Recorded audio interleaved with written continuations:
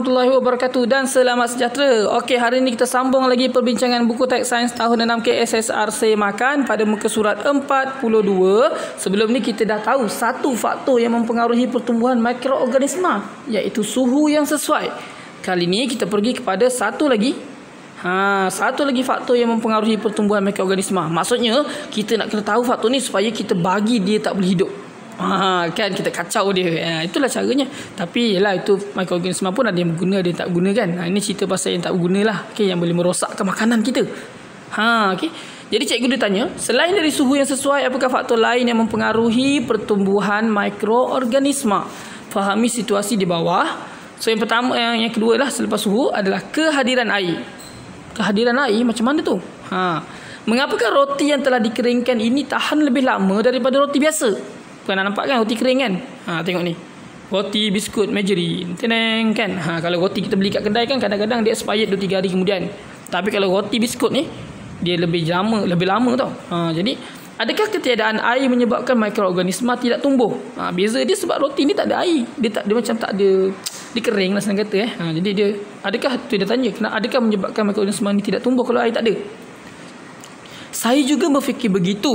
Roti biasa mempunyai kelembapan yang menyebabkan roti tersebut mudah ditumbuhi kulat. Mari kita lakukan penyiasatan dengan menggunakan roti kering. Kita gunakan 2 keping roti kering yang dilabelkan roti A dan roti B. Tetapi hanya roti B saja kita celup dalam air. Roti A, roti B.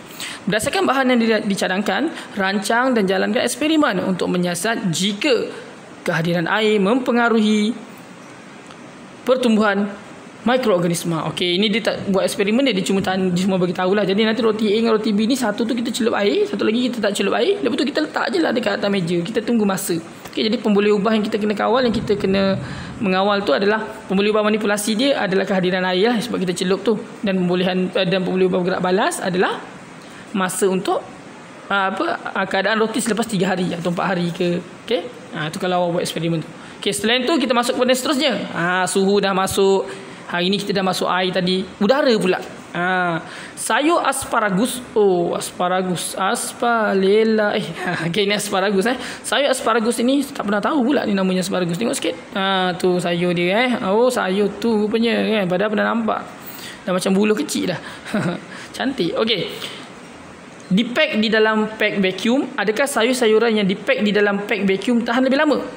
Ya, saya berpendapat bahawa sayur-sayuran akan tahan lebih lama kerana tiada udara di dalam pack vacuum ini. Mikroorganisma tidak dapat tumbuh jika tiada udara. Saya setuju dengan hipotesis kamu. Dia kata kan, dia kata mikroorganisma tak tumbuh ke kalau tak ada udara.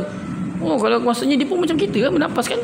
Dia kan kita dah buat eksperimen ni sebelum ni kan, yang dia boleh bernapas tu belon kembang tu kan. Okey, saya bersetuju dengan hipotesis kamu. Mari kita jalankan eksperimen dengan menggunakan hirisan apple ini. Wow, dihiris apple, bye. Beberapa hirisan apple akan dipack di dalam pack vacuum, manakala beberapa hirisan lagi tidak dipack dalam pack vacuum. Dia buat dalam gambar ni lah. Satu tu dimasukkan dalam pump, dia akan masukkan buah tu, kemudian dia tarik dia pump vacuum supaya tak ada vacuum tu, maksudnya tak ada udara dalam dia. Bukannya vacuum yang vacuum cleaner tu. Bagaimanakah kehadiran udara mempengaruhi pertumbuhan mikroorganisma? Maksudnya dengan adanya udara, mikroorganisma tu boleh hidup kan. Jadi kalau nak tahu betul ke tidak, buatlah eksperimen ni. Bagi saya sudah tentulah. Sudah tentu yang dalam pack vacuum tu tahan lebih lama berbanding dengan yang tidak di vacuum, yang dia letak dekat atas meja saja, atas pinggan. Okey. Seterusnya, kehadiran nutrien pula macam mana? Okey, mengapakah kita perlu memasukkan gula ketika menggunakan yeast di dalam eksperimen sebelum ni? Eksperimen awal-awal gitu kan yang kita bincang tu, masukkan gula. Kenapa kena letak gula? Kenapa tak yeast saja? Tak boleh ke? Ingat tak eksperimen belon ni nampak ni? Kan yang kita buat surat sebelum ni kan, yang kita bincang tu. Saya berpendapat bahawa yeast memerlukan nutrien untuk bertumbuh dan menjadi aktif. Rupanya gula tu makanan dia ke? Mari kita siasat pertumbuhan bakteria dalam air suling dan susu segar pula. Susu segar mengandungi nutrien, manakala air suling tidak mengandungi nutrien. Sebab tu kalau awak minum benda manis, awak akan jadi terkejal sikit. Kan, sebab kita akan bertenaga. Okay, kalau macam budak-budak yang puasa kan, time bulan puasa macam ni, bulan puasa ada yang tak puasa tu, saya galakkan bawa gula lah. Kadang-kadang orang perempuan dia tak puasa kan, tapi dia malu kan. Memanglah tak boleh nak makan depan orang kan. Bawa gula. Sebab bila awak makan gula, awak akan rasa bertenaga sikit lah. Okay. Tiba cerita pasal puasa pula dah nak raya ni. Mari kita siasat pertumbuhan bakteria, dia kata tadi kan. Jadi air suling dan susu segar. Adakah kehadiran nutrien mempengaruhi pertumbuhan mikroorganisma? Perhatikan pertumbuhan bakteria dalam eksperimen di atas selepas 3 hari. Maksudnya kita kena gunakan air suling dan air susu segar. Kita buat eksperimen gunakan yeast. Macam mana nak buat dia? Mungkin kita masukkan dalam botol tu, kita letak yeast, satu kita letak air suling, satu kita letakkan mungkin kita letakkan yeast dalam air suling dan susu segar. Saya pun tak berapa faham sangat, tak berapa pasti sangat yang mana satu eksperimen yang dia nak buat. Okey. Jadi kita boleh rancang dengan cikgu-cikgu awak macam mana nak buat eksperimen ni. Okey, boleh tengok internet lah. Saya pun nanti tengok internet juga. Okey. Jadi selepas 3 hari dia akan tengok. Jadi biasanya memang akan selepas 3 hari lah. Okey, satu lagi muka surat 44, keasidan yang sesuai. Kita dah tahu tadi suhu, kehadiran air, kehadiran udara, nutrien, dan yang kelima adalah keasidan yang sesuai. Bagaimanakah mangga yang dijerukkan kekal elok untuk jangka masa yang lama? Saya berpendapat bahawa keasidan air jeruk tidak sesuai untuk pertumbuhan mikroorganisma. Maksudnya air jeruk tu dalam dia air tu masam sangat kan, ada macam tajam sangat rasa dia tau. Jadi sebab itulah dia tidak sesuai untuk pertumbuhan mikroorganisma lah. Mari kita jalankan eksperimen untuk menyiasat faktor keasidan yang sesuai dalam mempengaruhi pertumbuhan mikroorganisma. Kita siasat hirisan buah apel ini. Satu hirisan kita rendam dalam larutan cuka, satu lagi kita rendam dalam air pili. Air pili tu okey je, tapi cuka tu dia pekat tau. Bila pekat tumbuhan mikroorganisma tak dapat tumbuh. Sebab tu sebenarnya kalau kita jeruk pun kita tak boleh makan banyak sangat. Sebab tu yang kita sakit perut. Sebab benda tu boleh membunuh mikroorganisma. Mikroorganisma tu boleh hidup. Kita ni boleh hidup juga.